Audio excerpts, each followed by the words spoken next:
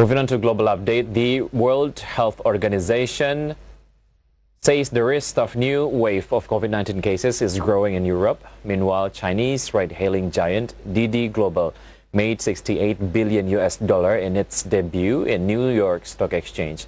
More stories on today's International Minute.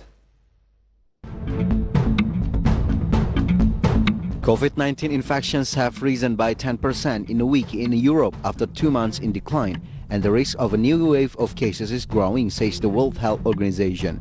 Regional Director Hans Kluge said the risk had been heightened by sluggish vaccine rollouts, new variants, and increased social mixing. There was also a danger that Euro 2020 could act as a super spreader. Officials from 130 countries have agreed to overhaul the global tax system to ensure big companies pay a fair share wherever they operate. The OECD said that negotiators had backed a proposed minimum corporate tax rate of at least 15%. Tax on big tech firms has been a source of friction between the US and others. Chinese ride-hailing giant Didi Global has ended its first day on the New York Stock Exchange with a valuation of $68.49 billion. That is even as its shares closed just 1% higher than their $14 offering price after slipping back from earlier strong gains.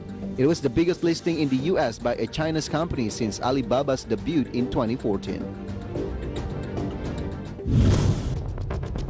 Nissan has announced a major expansion of electric vehicle production at its car plant in Sunderland, which will create 1,650 new jobs. The Japanese car maker will build its new generation all-electric model at the site as part of a $1 billion investment that will also support thousands of jobs in the supply chain. And Nissan's partner Envision will build an electric battery plant. Prime Minister Boris Johnson called it a pivotal moment. IDX Channel reports.